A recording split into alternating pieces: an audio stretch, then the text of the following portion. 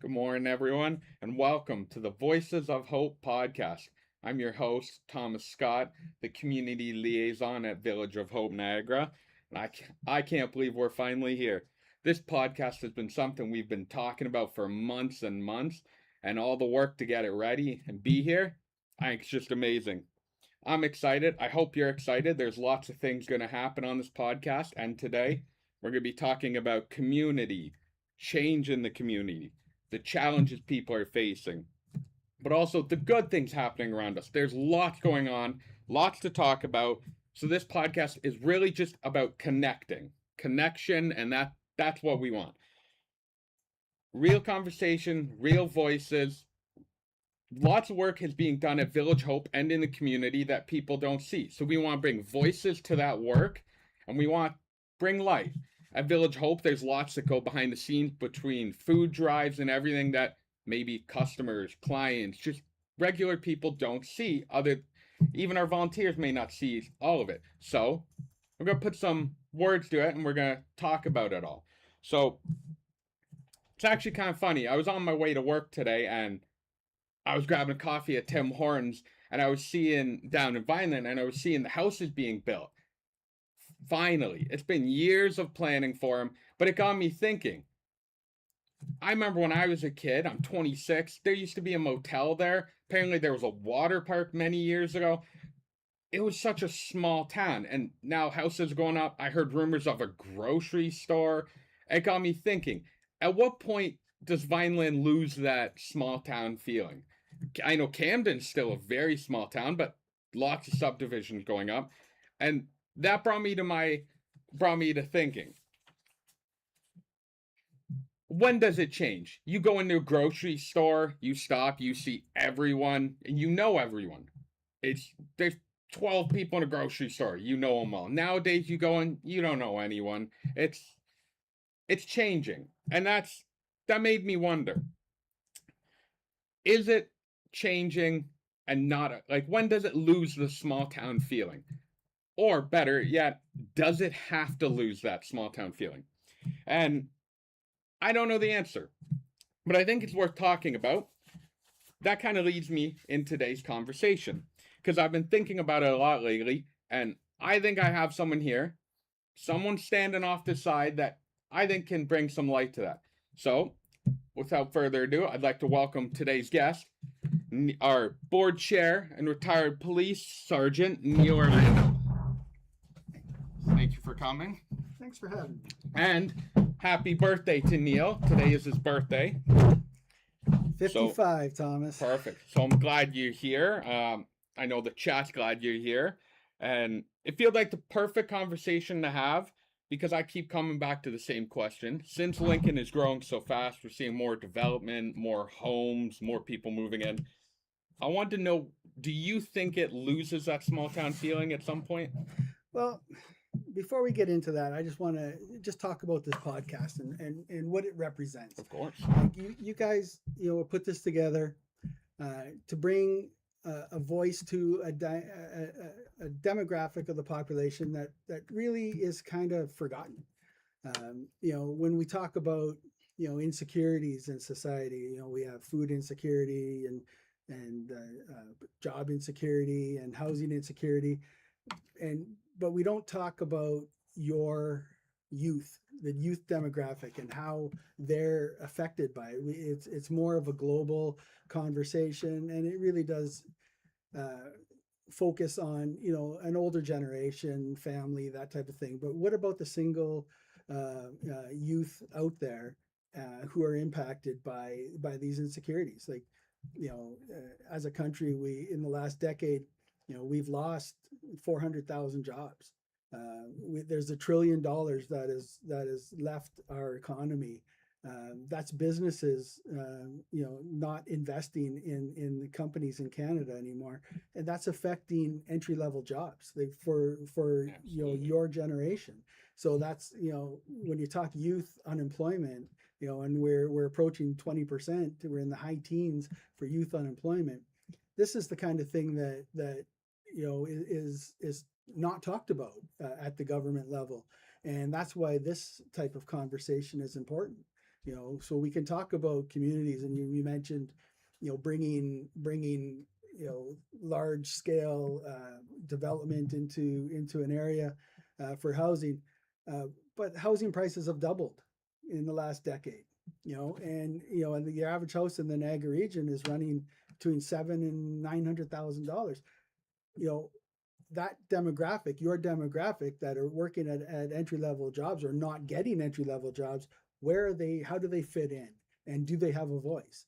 And this is where events like Voices of Hope, what we're going to talk about. And I know we're not going to make it all about that, but it does provide your generation with a voice, and Absolutely. it needs to be heard because you guys are impacted far more than I am impacted.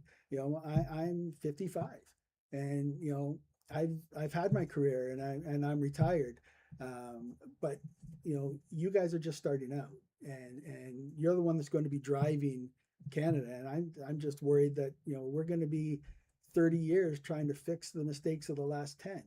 And how is that going to impact you, and how is that going to impact your whole generation, meaning the person in their 20s into their 30s who can't afford houses, who have food insecurity, who are forced to live back at home because they can't make ends meet. How is that? How do they get their message out? And it's Absolutely. things like this. So good on you guys for coming up with an opportunity for people to have that voice, because this is a medium that I don't listen to podcasts. I don't do Yeah. these types of things because I just it's not something I grew up with. But this is what you guys are growing up with, Mhm. and this type of communication. And I think people need to listen. So good on you guys. Yeah. And it's good to get their voices out. Like you were talking about how the housing market has doubled, but even rent. You look at, Mhm. I have a friend, him and his girlfriend rent an apartment, and he's 26, and he said he did the math. Since he's been 20, they've spent like $50,000 on rent alone in the Yep, last 6 years.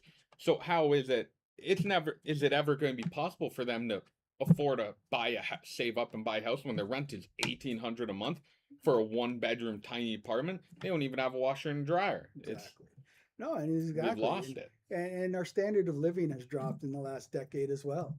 We were keeping pace with the U.S. and we like to use the U.S. as the bad guy, but their economy is doing fine, and we're in a recession. So like, who's the real bad guy here, and how is it impacting people?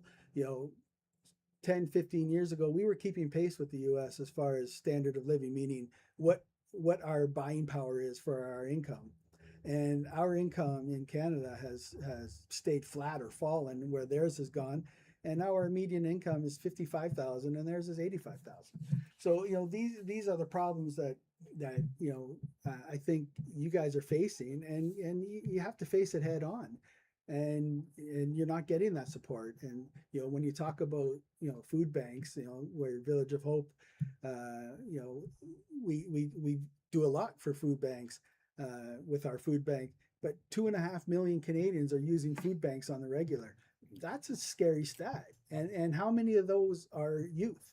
We need to Exactly. break that down. And are we failing our youth? And I think in a large extent we are. And we need to get their voice out and make the governments aware that these things are happening.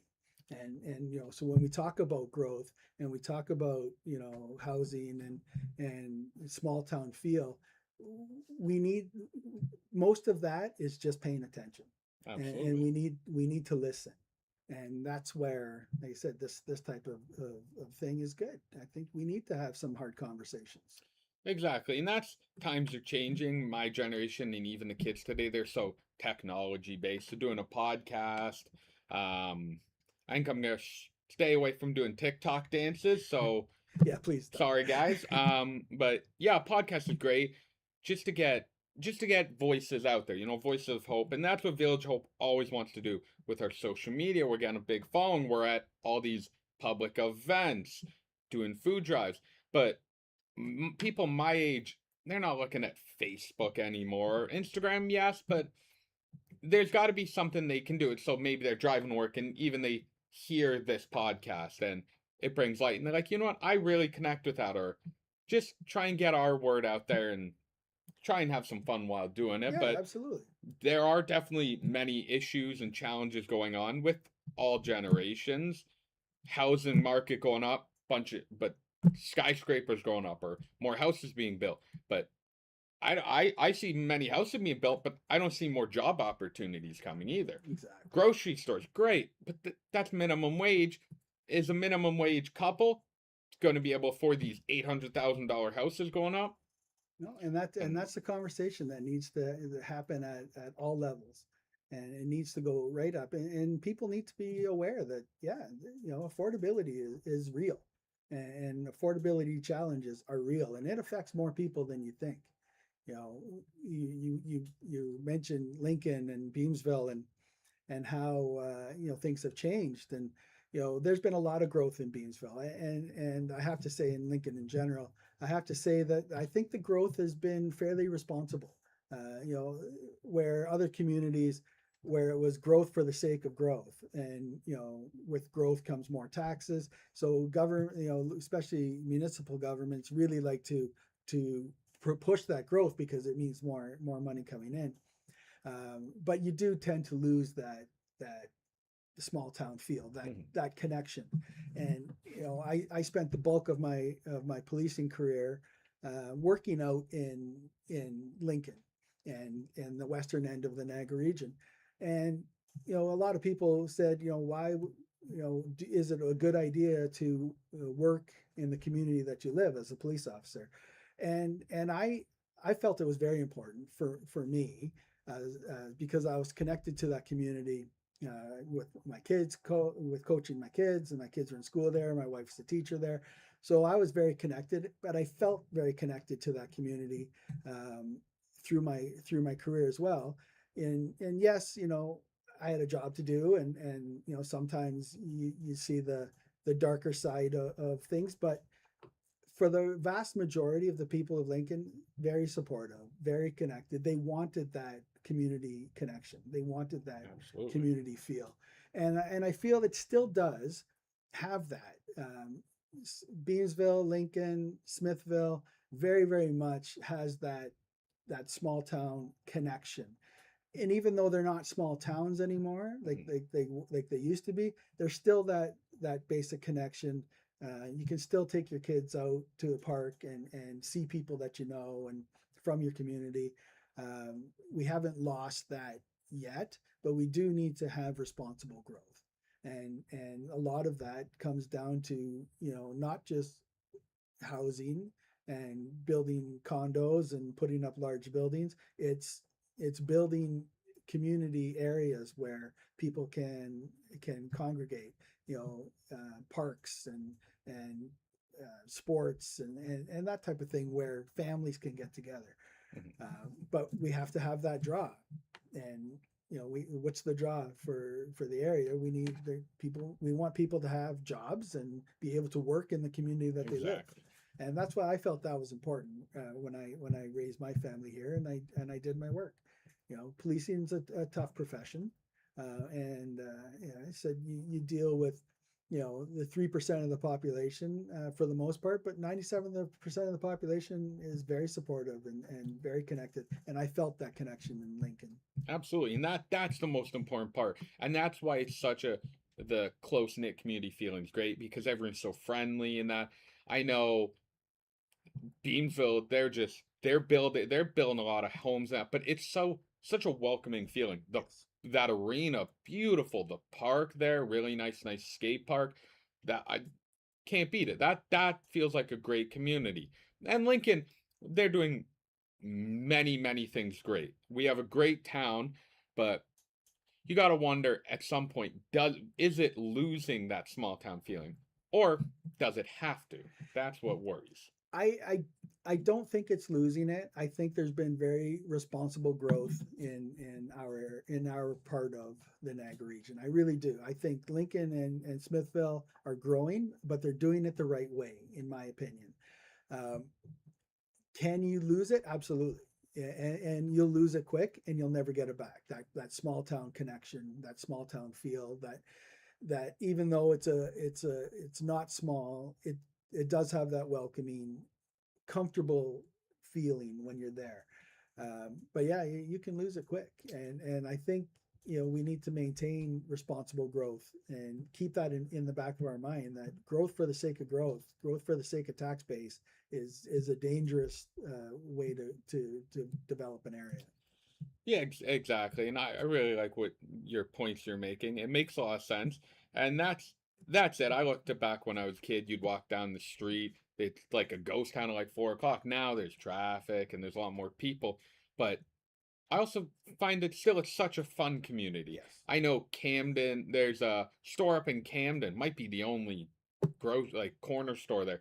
They did like a buffet there in their little Mm-hmm. cafeteria area. The whole community came, everyone was there talking. I walked in, everyone knew who I was. It was a lot of fun. You just go talk, and that's what it's all about. Yes. Going to these small events. I know Vineland still does every year, and they're going to keep doing it. And a lot of it, that like community garage sale in October. Yeah. That's awesome. You just walk down. You know all the vendors now because they've been there 20 years or whatever. It's great, and it's a lot of fun. I think when you stop doing those community events that you've done for so long, that's when you lose it. And then you start doing other events and people don't care when you just start one. But when you do ones that's so embedded in the history, Yep. that's what keeps it. That's right. No, I agree with you, and we keep coming back to Beansville just because that's what I'm familiar with. I've been there for Sure. 25 years, and I worked there and raised my kids there, but I've seen Beansville grow, and the big growth was the arena and the complex, and how it's utilized. It's not just an arena; it's the library, and it's the daycares and the summer camps. Everything kind of focuses on that, and they did a good job. They did a very good job keeping that area for the people to go. And every day I walk my dog through that area, down the Conco Creek path, and I'm passing new people every day, and everybody says hello, and everybody says good morning, and they'll talk about their dog if you stop and talk to them for a bit. Uh, that's that's responsible growth, and we want to get our youth, your age group, into that community. But how do we get them there? And can they get there? Can they afford to be there? And this is what we need. We need the perspective of your generation to tell us, what can we do to get you guys there, to get your age group and economic group there, and how can the community build what needs to be built so that you can thrive in that community. Absolutely. And I think even just a big part of it is, like you said, walking your dog. I think everyone has a story to tell. And my generation in that, I think we're losing a little. We we're so embedded in our life doing it straight in there, like work, whatever, friends. But when you're walking your dog, everyone's got a story to tell. Someone's like, "Oh, talking about your dog," and talk to them for a few minutes. Yeah. Don't like my generation and anyone in Vineland, Lincoln. Don't be scared of meeting a stranger, whether you're 20 talking to an 80-year-old, whatever. Everyone's got stories. I know talking to some of our volunteers, I'm like, one of them would just randomly be telling me how he used to do guide canoes up in Alaska when he was younger. And like, it's just random, but it's such good stories. And everyone has a story to tell. I think if my generation can stop and, slow down a little and listen to these people's stories, there's nothing better. Everyone's got a story, and they have stories to tell. So I think just walking the dogs and having that connection with Yep. people you may never even see again. I think that's what keeps it so friendly and welcoming. Absolutely. Absolutely. And then that's we're focusing that Village of Hope is kind of, we have that open door. We accept everybody, and you can come here and you can have that conversation. You can sit down with a volunteer and in the bistro and talk to people, and it's these types of organizations that are going out into the community, reaching out and trying to build these events that people can connect at. Like we have the bike rodeo coming up in August. That's Absolutely. that's moving Village of Hope out into the broader community so that we can have people come together and we can have levels. We've got the police there, we've got Village of Hope there. We're gonna maybe have the River Lions come to that event. It's true. That type of thing, and just to get people out of their houses and into an area where we're teaching bike safety, but really we're just building a connection. Exactly. And it's all for fun. I mean, especially these days, everything's so technology. Why go out if you can stay home and play video games or whatever? But when I was a kid, my dad, my dad wouldn't let me play video games all night. He'd put me out of the house, Yeah, go outside. go outside when the street lights come on, then you come home. So we're playing road hockey. Me and Dylan, who's behind the camera, we'd all get all our friends. We all play road hockey every night or manhunt. These days, everyone wants to stay inside and play video games. Don't get me wrong, I like video games, but you got to go out and smell the roses, as they say. A little bit. But I see here in the chat we have a comment, and I actually really like what he's asking. It's from Lee. He says he thinks a small town feeling is an individual state of mind. If one makes the effort to get to know their neighbors and members of the community, they will never lose that feeling. That's very intuitive. That's very wise, and he's right. He's right, and that's why we have to do the events like we're doing in the community, like Village of Hope is doing, because we want that connection. And people, I think, are hesitant, to go out and just have that conversation with people just randomly. So now, when you create an environment where they can, then you build that. You can build that in a community, and you can build it pretty easily. Absolutely. And that's where, for me being younger, I love what Village Hope's done with the Easter egg hunt. We have the band coming in that we do our summer concert every year, or all these random events we're doing that brings the community together, whether even it's just a food drive. I mean, I did a pickup from food at Calvary Church, and there was just 100 people there, and they'd work, yes, very hard, and then once work's done, they all talk, and it's just great. Or at our Easter egg hunt, I'm seeing people I went to high school with their kids, and they're all laughing, playing on playground, getting face paint, they're playing soccer, and it's a whole day where they're outside with their family. I'm seeing people I haven't seen in 10 plus years. Sure. And that's all it's about. You catch up with people. You're like, oh, we got to grab a coffee one day. Instead of texting them, you're talking to them face to face. Yeah. And, people need to know their neighbors.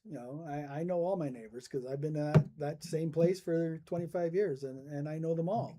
And, even today, a good example of that having that connection with people that you can call when you're in a jam. And I had somebody coming to the house today. It was a miscommunication as far as timing. And so I just called my neighbor, and my neighbor walked up and took care of it, and it all worked out. But that's because I have taken put the effort in to know my neighbors. And when you get these large condo developments and these huge buildings, you don't know anybody in these buildings. People walk by, look down at their shoes, and nobody talks to anybody. That's why we have to get out in that community. That's why we need ways to get their voices heard, and that's why this stuff is important. Absolutely. And I mean, it's also just fun to sit here. Like Lee was commenting, that's a great comment. I see that the chat numbers fluctuating from, it was at 4, I've been up to 20. So I don't know how many live right now there is, but thank you for being here. I'm having fun. I hope you're having fun. I hope Neal's having fun. I could tell Dylan's having fun. But it leads me into a question that I have. And it's for you. What do you, with your experience being a police chief and the board chair of Village Hope, what is the biggest challenges that you're noticing in the community since it's growing so fast? What is a challenge we're facing that people might not see day to day? Challenges in the community, day-to-day challenges. Well, we don't have the big city problems that larger centers like a Mississauga or a Toronto would have, obviously. But we do have all we do have an element of poverty in our community, and with that comes challenges of theft from autos and break and enters and those types of crime. There's also a component of drug use in the community that needs to be addressed. Auto theft is a big problem provincially. Um, these are all things that are being faced. We're no different, than the rest of the province. We're experiencing the same problems, uh, maybe on a smaller scale, but they're still there. And I think the Niagara Regional Police have done a great job of addressing the needs of the community and the changing face of crime, and that they are doing what they need to do. They're developing the tools and the technology, using the proper technology to make sure that the community is safe, and that 3% of the population doesn't affect the 97%, and that they can go about their day to day and feel safe, and that their property is safe, and their homes are safe, and their kids are safe. Absolutely. I mean, with the police, I feel like if you drove from Vineland to Grimsby, you'll see at least two or three police officers. And I think that's great. It's just even the presence of knowing they're all over. They're there. And I think that's great. It's makes me feel safe. I mean, you go on the highway and there's speed traps. I think that's great because sometimes people drive recklessly or they're in a rush. And I think that is a big priority, keeps communities safe and then build around that. Having a safe community is most important. And I think that's exactly right. I think you Well, are correct. eyes and ears, right? I always used to say everybody's a police officer, right? Whether or not you wear the uniform or you don't, everybody is looking for to look out for anybody else. Mhm. And if we can have that and keep that in our community, that your neighbors and you watch out for them. Yeah. You know, you pay attention. I've called my neighbor across the street when I know they're away and say, hey, there's somebody in your driveway. Should there be somebody at your house? And without that connection, you don't have that. Everybody kind of goes into their own little world and in their own little bubble, and they don't look around at what's happening outside of that. And that's why we need to keep that connection. Absolutely. But yeah, everybody's a police officer. Everybody's got eyes and ears, and if you see something that's not right, there's a call, and the police officer will come. Absolutely. I know I was out one night a while ago and I gave someone a key to my house and because I wouldn't have been home. So they went to let my dogs out. And my neighbor called me, hey, someone's at your door. I know you're not home. And I was like, oh, I am aware actually, but thank you. They went out of their way. They noticed Absolutely. someone they didn't recognize. They called me. I was like, no, it's fine, but maybe it wasn't. And they called me. I'm like, oh, good thing. I don't know who's at my house. I have a camera, but perfect that it's nice that your neighbors are friendly enough to call you and be like, hey, maybe on the odd chance something's wrong. I think that's great. I think you are right about that. And I mean, plus being friends with your neighbors is great because you live so close. You might as well be friendly. Sure. And I mean, condos you have neighbors, but I personally having a house, sitting on your front porch having a coffee, you see your neighbor and you wave them. I think Yeah. that's great. Or you invite them over for a barbecue. Get to That's know them. great. You Get to know get them. to know them. We're all in this community together. You might as well make the most of it. Sure. Um, so then, if you could give one message to longtime residents or new families moving into Lincoln, what would you want them to understand about this community? Understand? Well, I think communities are the same no matter where you go. If you put the effort in, you can be part of it. If you don't, then you won't.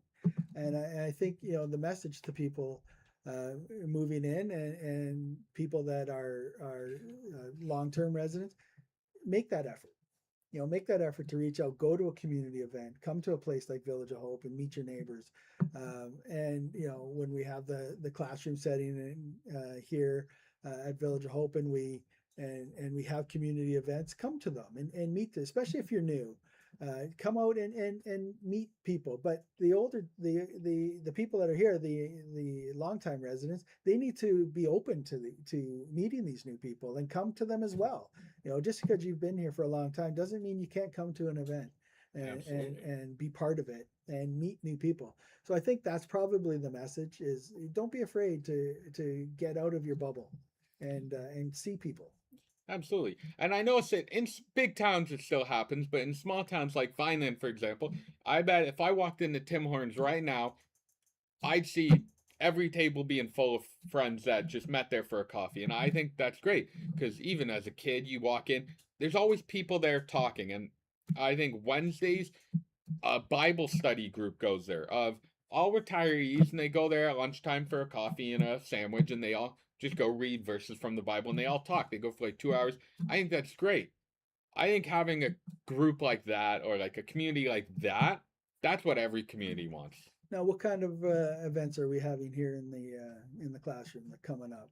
You Well, know, we're going to be exactly for like in our classroom, we're going to be doing cooking classes, which I personally definitely need. Um, we're going to be doing a variety, and there's always tons in the works. So right now I know you may not all see it, but we just had our big food drive. So behind the camera, I can see boxes and boxes of food from your generous donations. Um, I think last Friday, a week ago today, we did for all our clients, we distributed garden plants. So any client that came in, we gave them some tomato plants, cucumbers plants, and especially at Village Hope, we really try and push a healthy living. And with prices of groceries being so high, maybe families can't afford to go buy tomatoes or cucumbers or anything. So they came here and we gave them all plants just to throw in a garden. Because also that's a great, very therapeutic to grow a garden, absolutely. get your hands in the dirt. So there's lots going on at our portable. So if Yeah, you keep your eyes and ears open, there's tons in the work. We'll be doing budgeting, where we really think that a lot of people don't know what they have in their bank account. I don't think that's right. So I think everyone should know what's coming in, but also what's going out.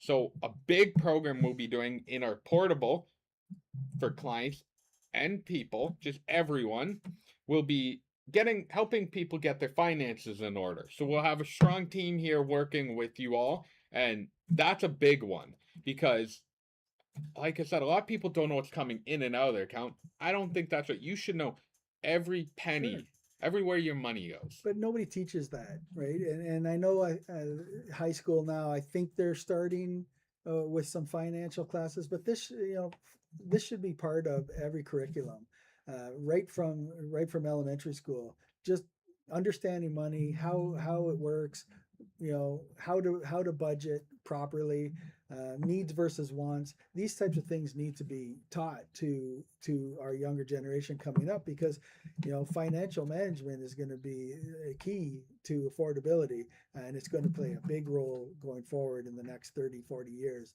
People are going to need to be very conscious of how much they spend and where they spend it. Absolutely. And that's the big thing.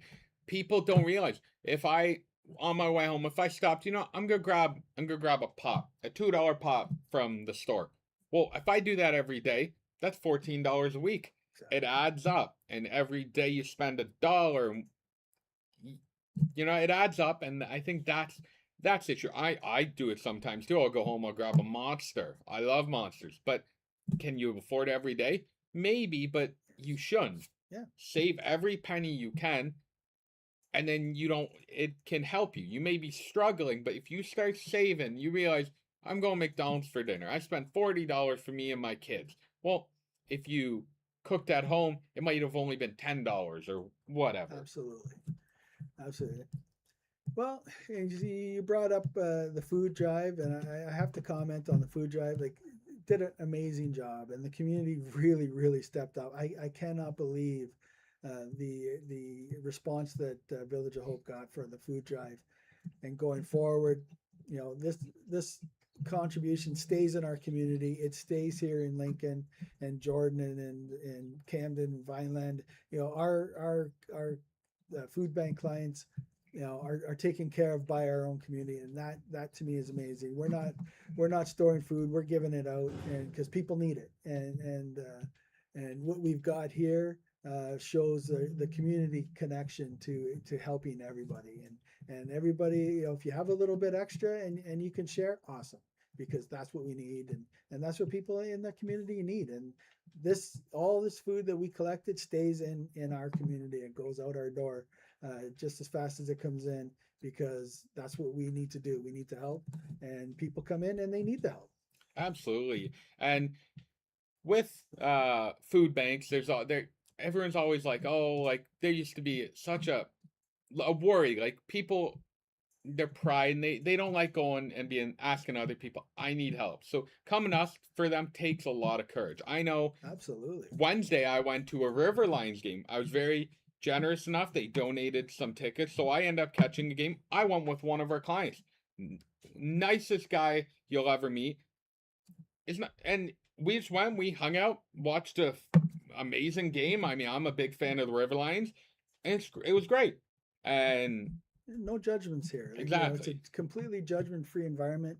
The person with millions of dollars in the bank can walk in that door and get treated the exact same as the person with nothing. Absolutely. And that's always been the focus of this organization. And when I took over as chair a few years ago, and I've been involved with Village of Hope since the beginning. But when I took over as chair, we wanted growth, and I wanted to develop the organization. I wanted to move us away from becoming stagnant and getting into a rut, because my philosophy is, if you always do what you've always done, you'll always get what you've always got. Mm-hmm. And I wanted to build for the future. I wanted to build for succession, moving forward. You guys coming up with great ideas. You've got Junk in the Trunk and the podcast, and great ideas moving forward to build the organization. And Cheryl and Joe have done a great job with management, and they've really embraced that growth philosophy. And that's what prompted us to get the portable for our classroom, and it's not just for Village of Hope events and classes. And we're opening it up to the public, and it's free. The public can come and have a meeting. I think we've got AA coming here. We've got other organizations that are using it, and we're just opening it up to everybody, because we're all part of the same community, and we're all trying to do the same things. And we want to build that help. We want to build that openness and that non-judgment environment. Come to Village of Hope, and you'll be taken care of. So I have a comment here, and it's an interesting one, and I think you'd have a great answer for it. So it is from Alicia, and it says, with the youth of today, how do we get them to buy into that state of mind of going out, have coffee with people, and like go out to the public and be openly friendly? And I like what she said here, and she said that especially with youth today, as everyone, there's a lot of mental health challenges, social anxiety, not having the skills to communicate. Since everything's online, they're so used to online, but in person, uh, what are what could we do about, like, how do we work with that? Well, I think technology is a double-edged sword. Technology here allows Alicia to have that communication, to reach out and make those connections with us, and have her voice be heard. But on the flip side, technology puts people behind screens instead of talking to people. And I think to bridge that gap, there has to be events outside where we build that face-to-face connection. We have to get people out of their houses. We have to get people away from their screens and come out and meet people.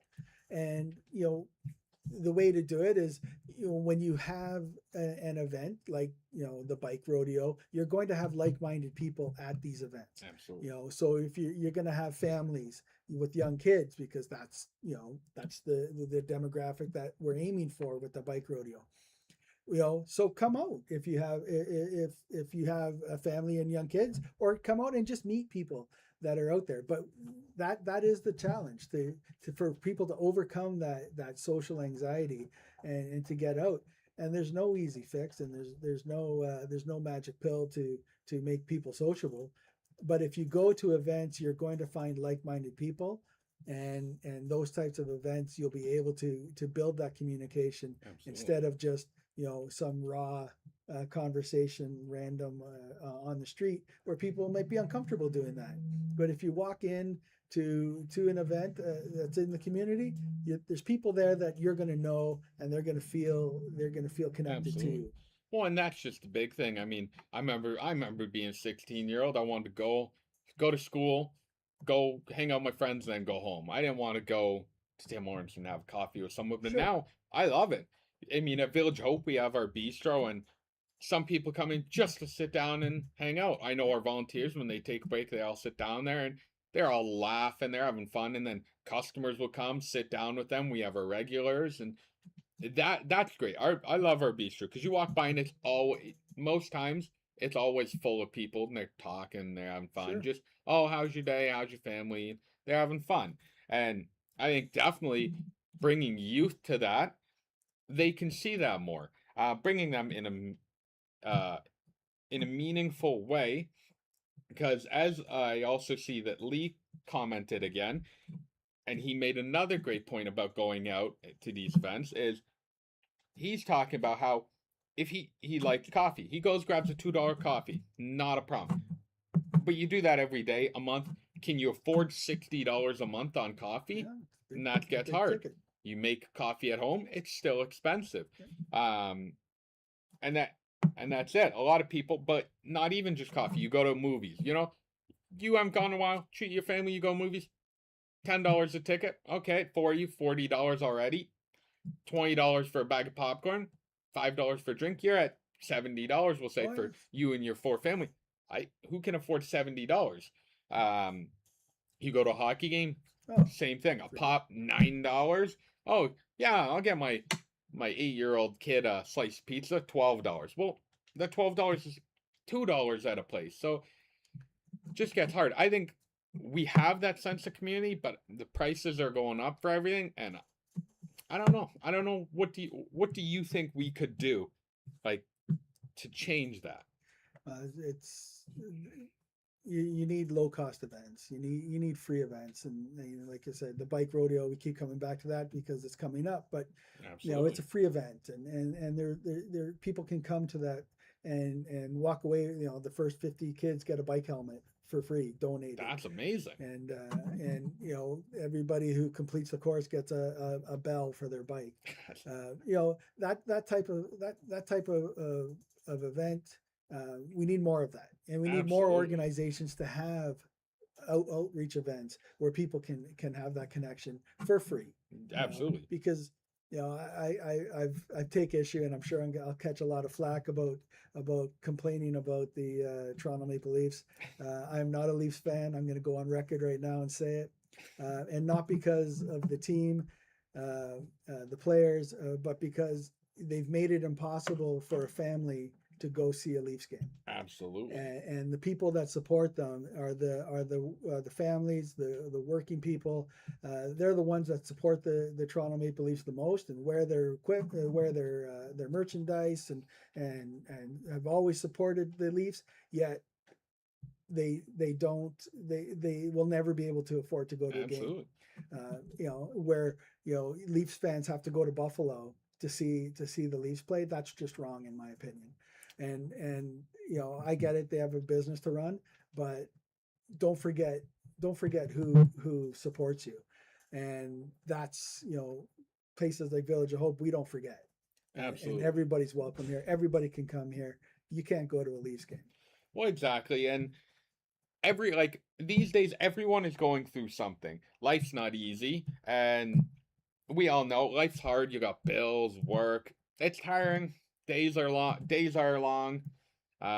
There's not enough time to hang out with your friends. So everyone's struggling in their own way. Yeah. Um, You have to carve out that time though. exactly. You have to, And and part of that is getting away from your house, getting out of the basement, and put the video game down and go outside and meet people. That like I said, come here, come to the bistro. You like the bistro? come to the bistro. It doesn't Exactly. cost you anything, and you can sit there and talk to people. But Exactly. you have to get people out of their house. And I know lives are busy, and I did it. We had a busy household, but you can meet people when you go out and have your kids in sports, or just go and see a local baseball game. Just go and watch it. Absolutely. You don't have to have a kid in the sport to sit in the stands and watch some Exactly. house league ball. And at least for me, the way I look at it, and I think a lot of people do, is you don't know what everyone's going through. A simple, hey Yeah, Neal, how's your day? That goes a long way, makes them like, oh, someone took the time out of their day to ask me how I'm doing, and to someone you don't know what they're going through, and that could be the difference. That could make their day going from rough and long to having a 2 minute conversation with a stranger who's just invested in how their day is. That's great. And the Village Hope, we do that. I know we do that here. You sit in the bistro, our clients come in, and when they're getting their food bank, we're talking to them all. We talk about hockey or the weather or how their family's doing. They come here long enough, we get to know their kids. Oh, your kid Josiah didn't come. How's he? Oh, he's sick. And then exactly. they get to talk to someone without being like ridiculed or looked at differently, because we're all people. They come in, they're nicest people you'll ever meet, and we don't treat them differently, and That's that's it. Talking to someone, because you don't know what they're going through, that's right. and there's got to be a way, incentives or ways to bring people out. You were talking about your bike rodeo, on how people get free stuff, and it's not about the free stuff, It's but not about the free stuff. that's a very nice thing to do, because helmets are also expensive, and a bell. Yeah. Oh, that'd be cute on a 5-year-old kid's bike. He's ringing it. It's also a law for everybody's bike, Oh, see, just so you didn't know. see. Now you know, people. That's a law. But actually, I do want you to give me a little more about the when and where. I want to know the when and where of the bike rodeo. August, what do we have? August 20th, I think, is the bike rodeo. Yeah, August 20th is the bike rodeo in Beamsville, and it's at the arena. It's outside, and it's a rain or shine event. So we want to see people come out to that. Bring your kids, and if you don't have a bike for your kid, we have loaner bikes there. We're doing it in conjunction with the Niagara Regional Police. Are sending a couple officers to assist, and OPP are going to be there as well as New Hope cycling group. They are the ones that do the programming for it and provide the loaner bikes, and we have a station there for bike tune-up. Marcel Van Ruven is going to be our tune-up guy. Awesome. He's tuning up brakes and making sure spokes are tight and that type of thing. And then the kids go through some programming. They learn hand signals and emergency braking and turning and running over rough roads. And then they do a little course, and then they get their bell. And like I said, the first 50 kids get a helmet, That's awesome. and it's just going to be a good event. You can see inside a police car. You can make a lot of noise by pressing the siren. It's going to be fantastic. See, that sounds like a whole day thing too, and that's it. That's bringing everyone together. Sounds like a lot of fun. I know I'll be there. Yeah, I'll be So there. come on out. Um, but that does make me wonder. I do have a question for you then. We are slowly running out of time, so I got a big one for you. You've been chair of Village Hope for A few years a now. few years now. So I want to know, what has been the most rewarding part of it for you personally, whether it's a moment, a story, or even just seeing the impact. Well, I think the most rewarding part is pushing the organization beyond where it was, pushing it beyond the static. I really wanted to develop the organization beyond just where we were, and really push growth and succession. And that to me has been the most rewarding part. I think we've reached out and seen a lot of community connection. I'm looking at thousands of bags of donations that came in. That's super rewarding to see that we are making a difference, and people are listening. People are paying attention. They know, and they're giving what they can. And that to me keeping that growth, keeping that development, and helping more and more people and expanding our operation. That was my goal, and I feel that we are working in that direction. We're building, and we're definitely helping more people now than we were 3 years ago, because not just because of the need, because we have that capacity now, and we're doing it in different ways, which is important for me. We have to keep reaching out and changing things up and doing it differently, and that's where you guys are coming in with great ideas. Like, Dylan's got so many good ideas. You've got good ideas. We can't put them all in play right away. Absolutely. But every year we're going to take on new things, and we're going to, some things work, some things don't. Whatever's working, we're going to keep doing it, and we're going to keep pushing forward. Absolutely. And that's it. We're only getting bigger, but also the need is growing. So I personally love what you're doing here. You definitely probably the hardest worker here. You're always working. But with that being said, we are reaching, unfortunately, everyone, I'm having fun, but we are reaching that time. So as we're reaching the end of the podcast, I just want to say big thank you to Neal for giving me some of your busy schedule. Thanks for being the first guest, buddy. Exactly. I appreciate it. It's really an honor to sit across from Neal. But I want to say big thank you to everyone that's watching. I think there's currently 13 of you. That's amazing. That's a good start. Everyone that partook in chat, I know I can see right now Alicia and Lee typed a bunch. Great questions, and that's why I love hearing your guys' perspectives and giving us questions, because it's not only us talking, it's involving you too, because as like I said, a community, we're behind the camera, but you're just as important. So thank you for giving us comments and great questions. Thank you for being part of Village of Hope's first podcast, Voices of Hope. This is really just the beginning of more like this.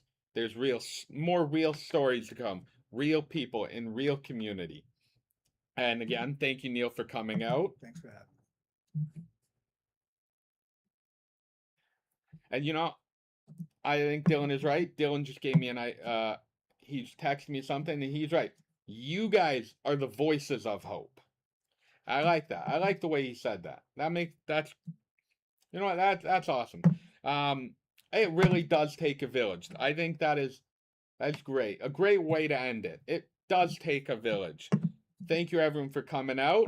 We'll be live next Friday at 11 o'clock again. Hope to see you there. Thank you.